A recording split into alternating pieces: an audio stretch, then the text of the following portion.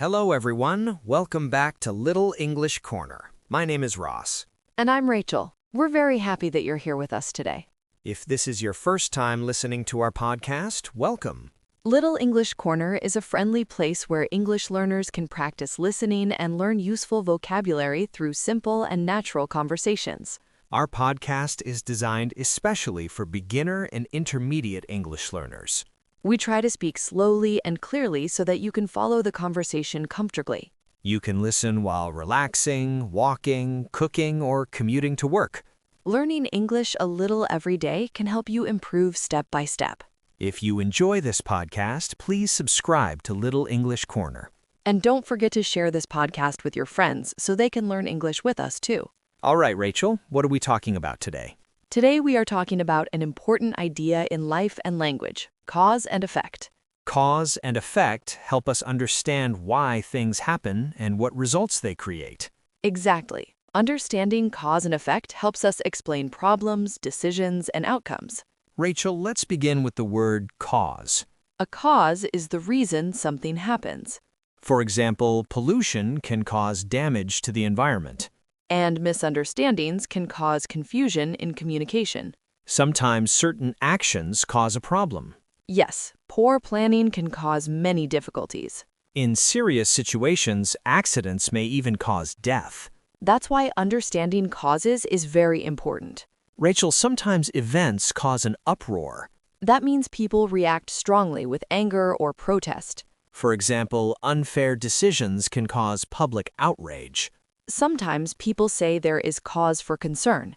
That means there is a reason to worry. But sometimes experts say there is no cause for alarm. Meaning everything is still safe. Ross, not every cause is obvious. That's true. There are often hidden causes or underlying causes. Sometimes we must search for the root cause of a problem. The root cause is the deepest reason something happens. Ross, people often work together for a good cause. Yes, charities raise money for good causes. Some people even fight for a just cause. That means they support fairness and justice. Sometimes groups make common cause with others. That means they cooperate for the same goal. Many social movements begin this way. Rachel, in many situations, we must identify the main cause. Or the primary cause. For example, unhealthy habits may be the main cause of health problems. Ross, causes often lead to effects. Yes, some actions have a significant impact. Others may have a profound impact on society. Technology, for example, has a strong influence on modern life.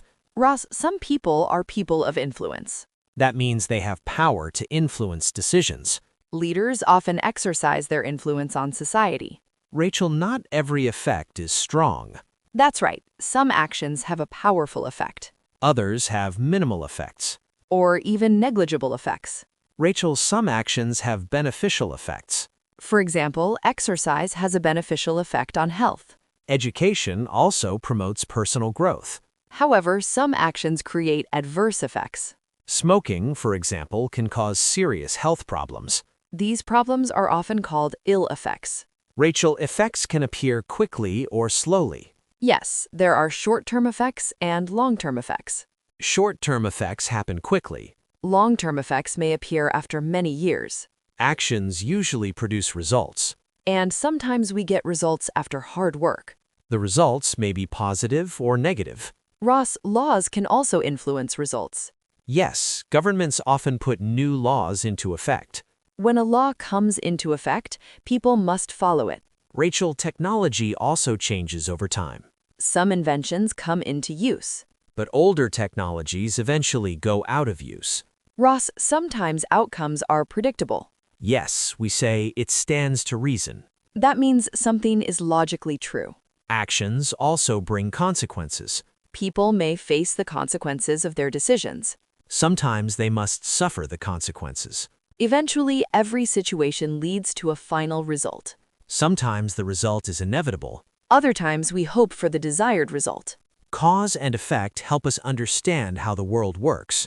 They explain why problems happen and how solutions appear. By understanding causes, we can make better decisions. And hopefully create better results in the future. We hope today's episode helped you learn useful vocabulary about cause and effect. If you enjoyed this podcast, please subscribe to Little English Corner. And don't forget to share this podcast with your friends so they can learn English with us too. We would also love to hear from you. Please leave a comment and tell us about a situation where you learned an important lesson from cause and effect. Or share a story about a decision that produced a surprising result. Your stories help create a wonderful learning community. Thank you for listening to Little English Corner. See you in the next episode. Bye, everyone. And remember, keep practicing English every day.